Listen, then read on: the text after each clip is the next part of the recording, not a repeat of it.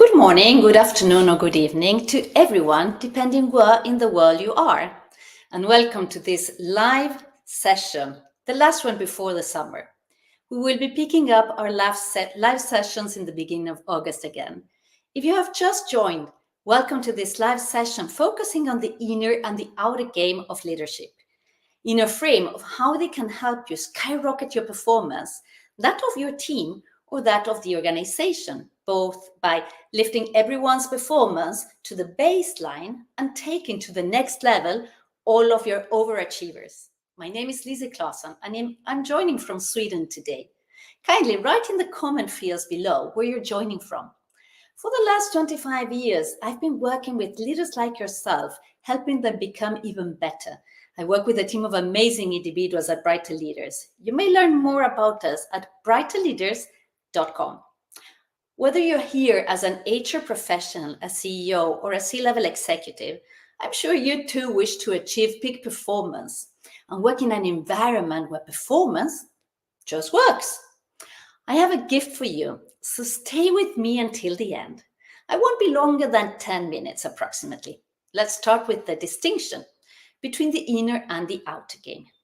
The inner game involves the mental and emotional aspects of leadership, such as self-awareness, mindset, resilience, emotional intelligence, just to mention a few.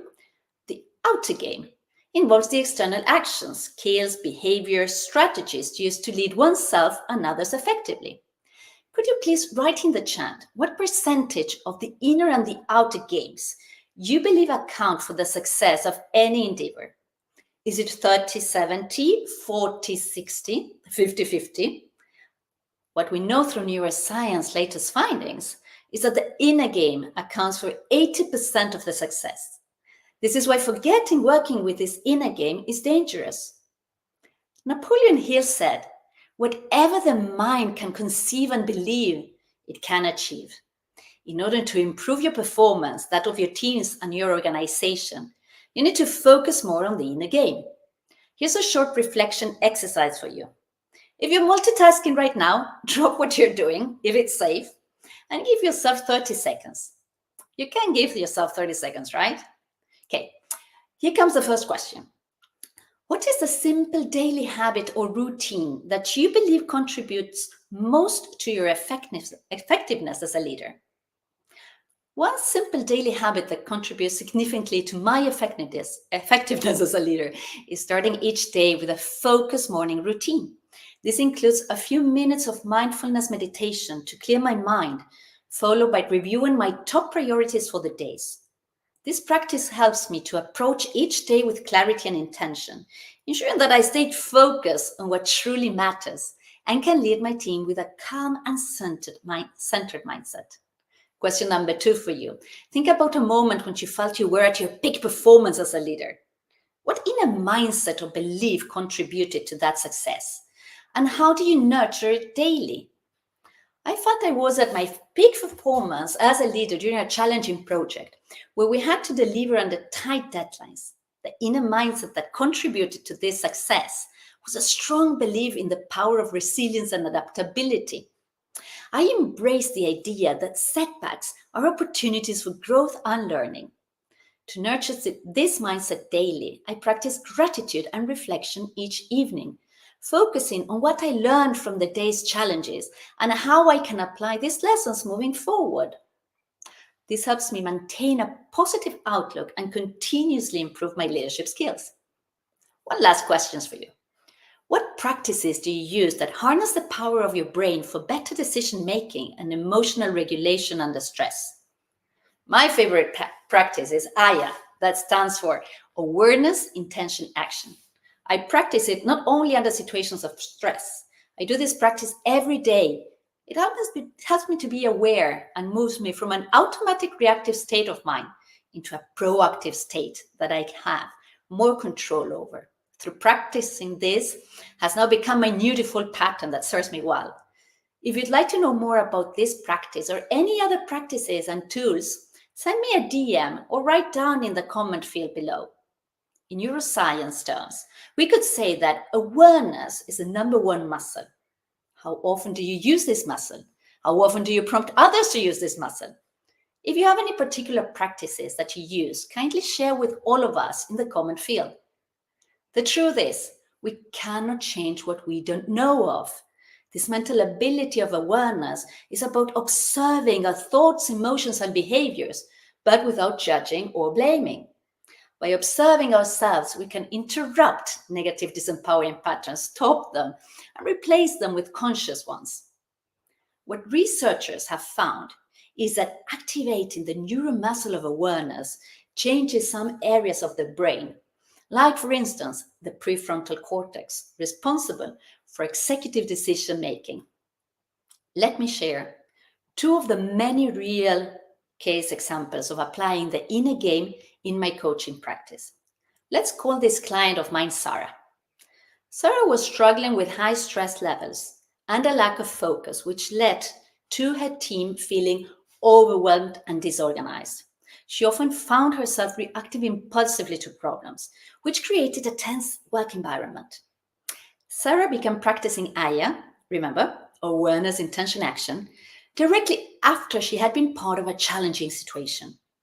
This helped her calm her mind and improve her emotional regulation. She also kept a journal to reflect on her reactions and identify patterns in her behavior.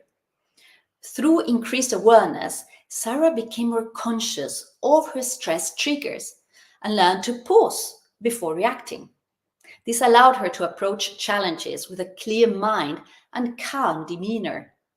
Her improved composure helped her make more strategic decisions, which positively impacted her team's performance.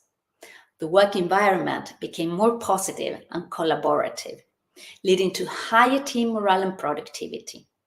Now, another real life case is that of, let's call him David. David faced a significant downturn in his team's sales performance.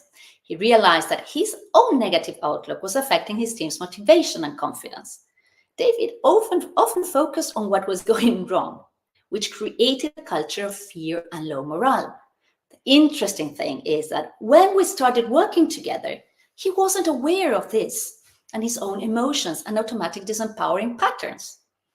Part of our coaching focused on helping him shift this mindset by practicing positive thinking and gratitude.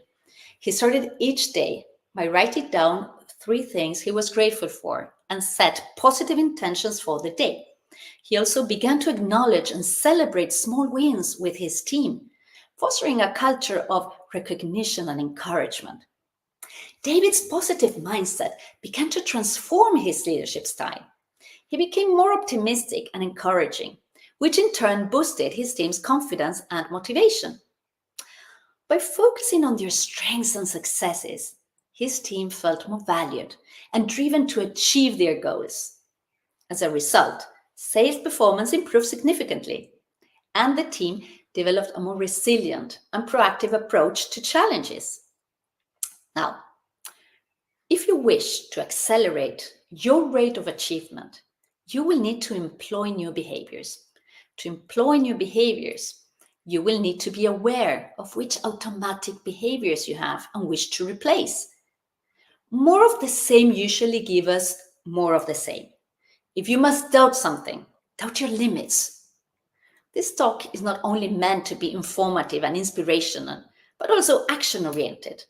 What is one small step you commit to take in order to step up your inner game and that of your team?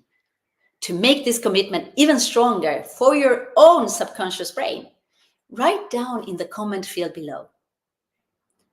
And as I promised, I'll now share the gift I have saved for you. You may download for free, just send me a note, one of our books, Avoid These Mistakes When Contracting Coaching Companies, where we outline different mistakes that you can possibly make and real life cases. Or maybe you wish to download this other book, 7 Actionable Strategies to Manage Underperformance, where we go one by one through them with concrete strategies, also real life cases, some do's and don'ts, and a manager's checklist. You can take this one as well.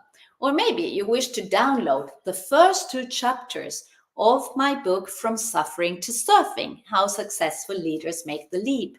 And for those who follow my work, you know that I'm a surfer myself. So that's why I chose this picture and this title. And I can share with you the first 2 chapters for free, which are about challenging your limits, not limiting your challenges, and following your intuition. This book is like do-it-yourself coaching with exercises in every chapter, very short chapters, so that you don't need to spend a lot of time on that. And you can choose, you don't need to go one by one. You choose from the table of contents, what are your challenges right now? What do you need help with? And if you would have access to a coach, which I tried to do in this book, what would my coach say? So by reading this book, you're going to get that. So I hope you enjoyed today's session. I wish you a beautiful summer and looking forward to see you again in the first week of August. Bye for now.